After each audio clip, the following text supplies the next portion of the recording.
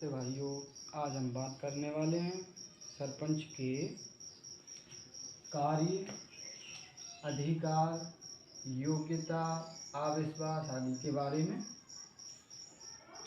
तो देखिए, सबसे पहले हम बात कर लेते हैं क्या कि भारत देश गांव का देश है और हमारे देश में लगभग 6.5 लाख से अधिक गांव हैं। कितने? 6.5 लाख से, ठीक है, 6.5 लाख।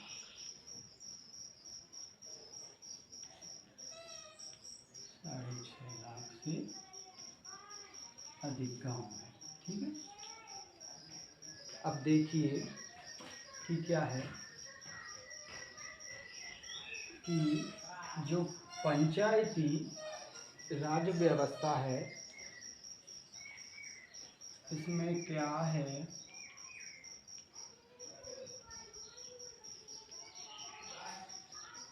देखिए, पंचायती राज व्यवस्था अधिनियम 1992,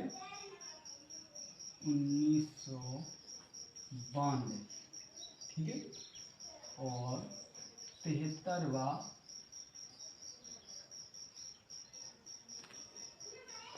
संविधान संशोधन के अंतर्गत पंचायतों को विशेषाधिकार दिए गए हैं। अब देखिए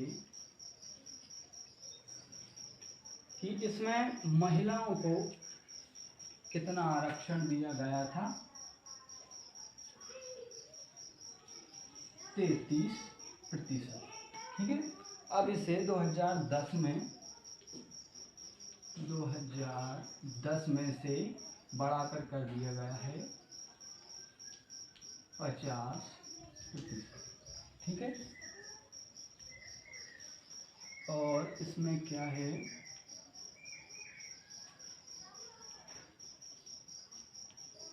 सरपंचों के चुनाव में क्या होता है, देखिए कि जो चुनाव आयोग होता है, चुनाव आयोग वो चिन्हों को आवंटित करता है। राष्ट्रीय चिन्हों के आधार पर चुनाव नहीं होता है, ठीक है। चुनाव आयोग चिन्ह आवंटित करता है, ठीक है। अब देखिए, और चुनाव आयोग ही क्या करता है कि जनसंख्या के आधार पर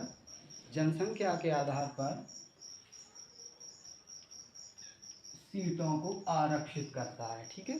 सीटों को आरक्षित करता है, जैसे कि SC है, ST है, ठीक है, OBC है, ठीक है, OBC आदि, जिसे कि हम क्या कहते हैं, रोस्टर व्यवस्था,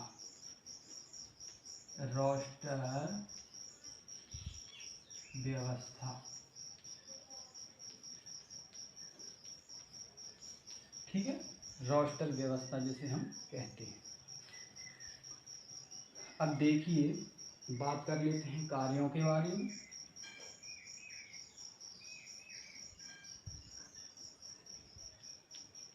कार्य, सरपंचों के कार्य, तो देखिए जैसे कि पहला क्या है, सड़कों का निर्माण या रखरखाव,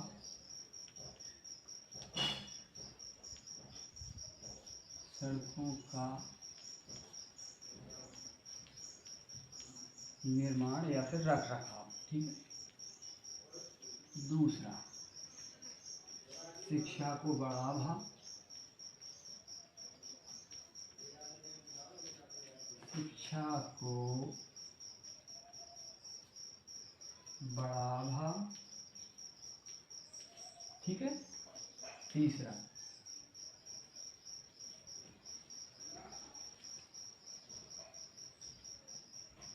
पशुपालन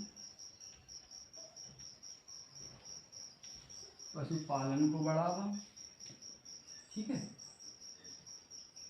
पशुपालन को बढ़ावा। अब इसके बाद में नंबर 4, ठीक है।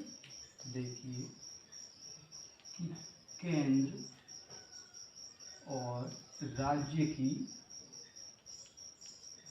योजनाओं का योग्य व्यक्तियों तक पहुंचाना, ठीक है। केंद्र और राज्य की जो योजनाएं होती हैं उनको सभी योग्य व्यक्तियों तक पहुंचाना, ठीक है। अब बात करते हैं नंबर 5 की।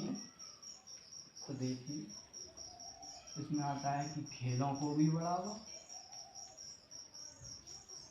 खेल को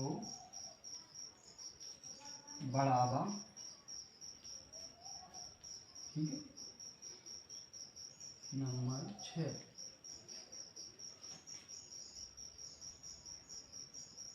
मुक्तिधाम, मुक्तिधाम और कब्रिस्तान आदि का क्या रख रखाव करना, ठीक है। अब इसके बाद बात करते हैं नंबर 7 की। तो देखिए आंगनबाड़ी, आंगनबाड़ी की सुचारू रूप से देखभाल करना, ठीक है। अब बात करते हैं नंबर 8 की, ठीक है। नंबर 8 की, तो मुफ्त शिक्षा, मुफ्त शिक्षा गरीब बच्चों को दिलाना, ठीक है। अब बात करते हैं नंबर 9 की, नंबर 9 की। तो यहाँ पर देखिए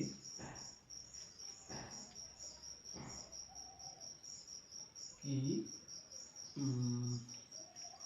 हाँ, स्वच्छता अभियान को जारी रखना, ठीक है। स्वच्छता अभियान को जारी रखना। देखिए कि शिक्षा हो, स्वास्थ्य हो, न्याय हो, या फिर खेल हो, बिजली हो, पानी हो, सड़क हो, इन सभी से संबंधित कार्य किसके होते हैं? सरपंच के, या फिर कहें कि ग्राम प्रधान या हेड ऑफ विलेज या फिर मुखिया भी कह सकते हैं, ये सब कार्य होते हैं, ठीक है। चलिए आप बात कर लेते हैं क्या, अधिकारों के बारे में। तो देखिए अधिकार कौन कौन से होते हैं? छोटे मोटे विवादों का निपटारा करना, और छोटे मोटे कर लगाना, ग्राम सभा की बैठकों की अध्यक्षता करना, और लगभग 1 वर्ष में 4 बैठकों का आयोजन करना। ये सभी कार्य किसके होते हैं? ग्राम प्रधान के। या फिर कहें कि देखिए कि कार्यपालिका और न्यायपालिका से संबंधित कार्य होते हैं किसके? सरपंच के। तो अब देखिए, अब बात कर लेते हैं क्या, अपने अधिकार हो गए हैं और कार्य हो गए हैं, अब बात कर लेते हैं योग्यता की। तो देखिए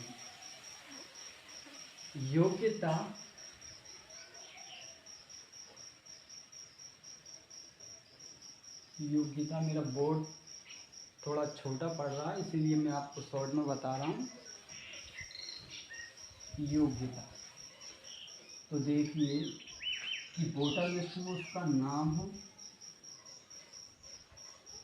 वोटर लिस्ट में उसका नाम हो, ठीक है। दूसरा 21 वर्ष की आयु पूरी कर चुका हो, ठीक है। और इसके बाद में पंचायत का निवासी हो, ठीक है, पंचायत का निवासी हो, सरकारी अधिकारी ना हो, ठीक है, सरकारी अधिकारी ना हो। ये योग्यताएं हैं। अब देखिए, और यदि जब सरपंच जो है कि जब अपना फॉर्म भरने के लिए जाते हैं तो उसमें कौन कौन से डॉक्यूमेंट्स लगते हैं, तो देखिए कि आधार कार्ड हो, ठीक है, पैन कार्ड हो, परिचय पत्र हो, मूल निवासी हो, जाति प्रमाण पत्र हो, ठीक है, शपथ पत्र हो, ईमेल आईडी वगैरह हो, ये सब उसको देने होते हैं, ठीक है। और भी कुछ में ऐसे बदलाव भी कर दिए जाते हैं। तो चलिए अब हम बात कर लेते हैं किसकी, अविश्वास की। तो देखिए कि सरपंच यदि अपने पद का दुरुपयोग करे, ठीक है, तो क्या है कि ग्राम सभा के जो सदस्य होते हैं, पंच होते हैं, वो क्या करते हैं कि जिला पंचायत अधिकारी को शिकायत पत्र लिखते हैं, लेकिन इसमें आधे से ज़्यादा, ठीक है,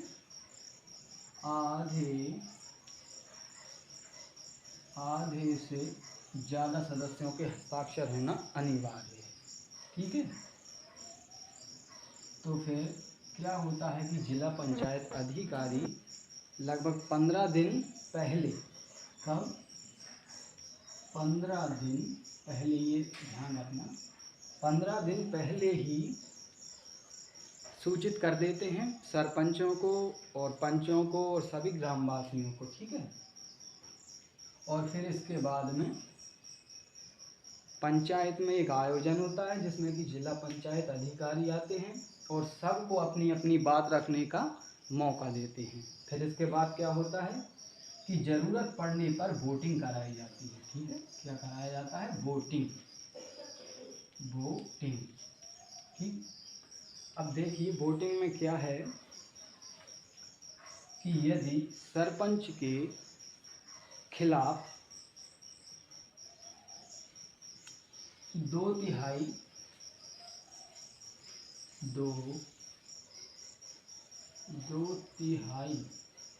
ठीक है, 2/3 सदस्य वोट करें, ठीक है। सरपंच के खिलाफ यदि 2/3 सदस्य वोट करें तो फिर सरपंच को उसके जो है कि पद से हटा दिया जाता है, उसके पद से हटा दिया जाता है, ठीक है। और तब तक के लिए, जब तक कि दूसरा सरपंच ना आ जाए तब तक के लिए कार्यभार कौन संभालता है, उप सरपंच, ठीक है, उप सरपंच, ठीक है। उप सरपंच तब तक के लिए कार्यभार संभालता है और फिर इसके बाद में चुनाव होता है और फिर से नया सरपंच नियुक्त हो जाता है। तो अब इसके बाद में हम बात करें कि अविश्वास कब कब नहीं लाया जा सकता। तो देखिए कि कार्यकाल के, जैसे कि 5 वर्ष का कार्यकाल होता है सरपंच का, तो शुरू के जो 2 वर्ष होते हैं, 2 वर्ष, उसमें अविश्वास नहीं लाया जा सकता है। और अंत के, और जो अंतिम वर्ष के 6 महीने होते हैं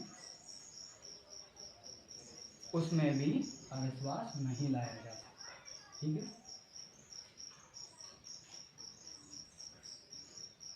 तो देखिए सरपंचों को तो कि जिला पंचायत अधिकारियों से भी विकास कार्य के लिए धनराशि मिलती है, संसद निधि हो, विधायक निधि हो, मुख्यमंत्री निधि हो और ज़रूरत पड़ने पर प्रधानमंत्री निधि से भी वो विकास कार्य करवा सकता है, ठीक है। इतना पावर जो है कि सरपंच का होता है।